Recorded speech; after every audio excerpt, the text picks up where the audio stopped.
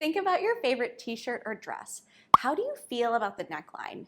Necklines sit front and center on our bodies, so if the neckline is too high or low, or you really prefer V-necks to crew necks, you might find yourself wearing that garment not quite as much as you'd like to.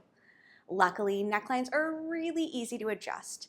If you find a pattern that fits you great, but you aren't that into the neck, all you have to do is change it. Hi, I'm Haley and I am the pattern designer here at Seamwork. In this tutorial, I'll show you how to draft your dream neckline, including V-necks, crew necks, scoop necks, and boat necks, plus a simple way to raise and lower necklines so they fit at the perfect spot on your body. Don't settle for necklines that you just don't like to wear. Draft your dream neckline.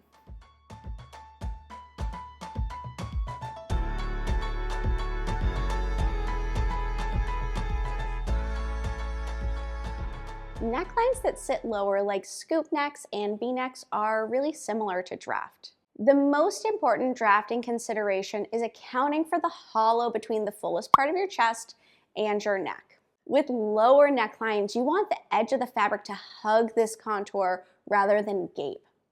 Everybody is different, so depending on the curves of your chest and shoulders, you may or may not need to adjust these deltas.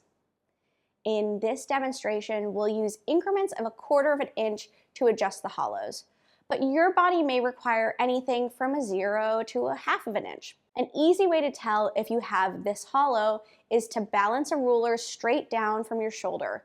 You can see how much of a curve there is there. I'm going to show you how to create a scoop or V-neck that contours to your body's shape. Drafting a V-neck from a high neck base like the Jane T can be easy. But it isn't just as simple as redrawing that neckline. On all bodies, but especially bodies with breasts, there are hollow points. 2 hollows that you'll encounter with necklines is the hollow between your shoulder point and high point shoulder and your chest and your shoulder.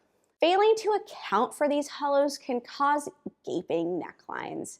You can avoid gaping altogether if you consider both of these hollows on your shoulder slope and the upper chest when drafting low necklines. First, I'll demonstrate drafting a V-neck using the Jane t-shirt. Then I'll explain how to translate this approach for a scoop neckline using the Samson top as an example.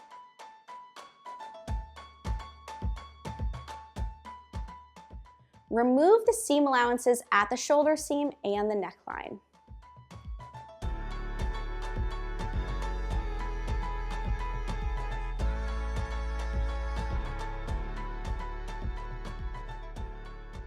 Then determine the desired width and depth of your neckline. The easiest way to do this is to hold the cut pattern piece against your body. Align the center front of the pattern piece with the center line of your body, and align the shoulder seam along your shoulder. Use a pencil to mark the desired width and depth. You can even use your pencil to draw in the rough shape that you want. If you're using a neckband on your pattern, know that your neckband will affect the depth. For example, if you have a 1/2 inch neckband, draw your neckline a 1/2 inch lower to allow for that. While you have your pattern on your body, also mark the bust point if you're working with a garment that doesn't have darts. Lay your pattern piece on your working surface and use a curved ruler to draw the neckline. Note that even if you want a super severe straight line, you'll still want to use a very slightly curved line. A straight line on the body can often end up looking convex against your body's curves. Next, draw a line from your bust apex to the existing neckline and a second line from your apex to the hem. Mark 1/4 of an inch to either side of the line where the new neckline intersects it. Connect these 2 points with the bust apex. Cut along the new neckline. Then cut along the upper 2 slash lines from the neckline to the apex. Then cut along the lower slash line from the hem to the apex, leaving a small paper hinge at the apex. Rotate the extra fullness at the neckline to the hem, then tape to secure. Use a curved ruler to gently reshape the neckline and the hemline. If you want to remove the fullness added to the front hem, take that off the side seam.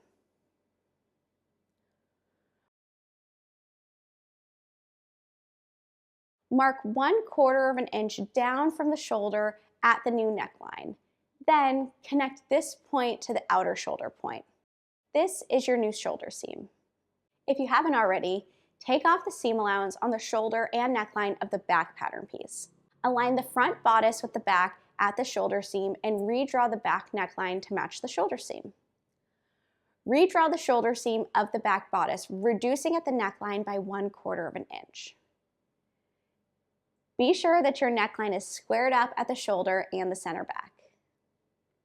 To do this, use a clear ruler to make the centermost portion of your neckline perpendicular to the center front fold line. About 1/2 of an inch should do the trick. Add seam allowance to the neckline and the shoulder seam.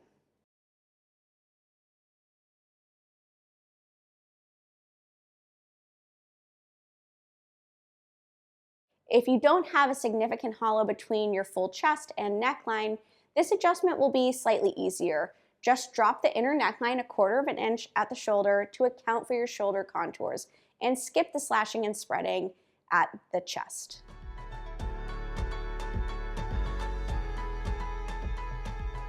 To create a scoop or a U neckline, follow the same steps you followed for the V neck to establish a contoured neckline. Then, after marking the depth and width of your desired neckline, you'll just draw a different shape, more of a U than a V. Here, I'm using the Samson top, which was designed with a high boat neckline. This top can be sewn in knits or in wovens. First, remove the seam allowance at the shoulder seam and neckline on both the front and the back pieces. Then, determine the desired width and depth of your neckline. The easiest way to do this is to hold the cut pattern piece against your body. Align the center front of the pattern piece with the center line of your body and align the shoulder seam along your shoulder. Use a pencil to mark the desired width and depth. You can even use your pencil to draw in the rough shape that you want. While you have your pattern on your body, also mark the bust point if you're working with a garment that doesn't have darts. Lay your pattern piece on your working surface and use a curved ruler to redraw the neckline.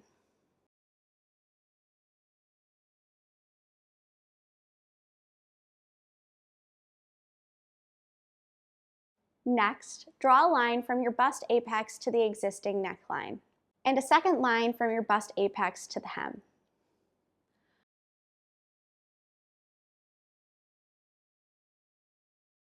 Mark 1/4 of an inch to either side of this line where the new neckline intersects. Connect these 2 points with the bust apex.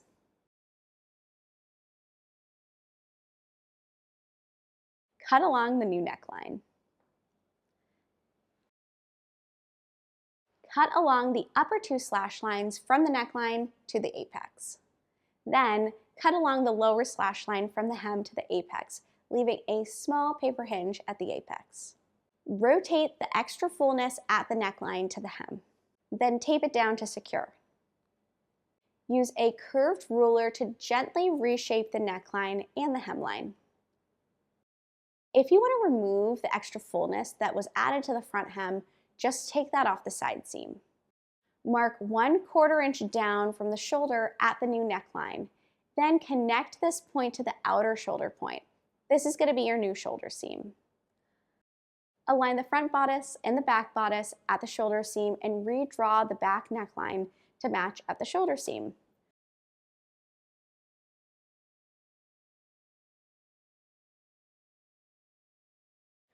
Redraw the shoulder seam of the back bodice, reducing at the neckline by 1/4 of an inch. Be sure that your neckline is squared up at the shoulder and the center back. Then, add seam allowance to the neckline and the shoulder seam. Again, remember, if you don't have a significant hollow between your full chest and your neckline, this adjustment will be slightly easier. Just drop the inner neckline by 1/4 of an inch at the shoulder to account for your shoulder contours, and then skip all that slashing and spreading.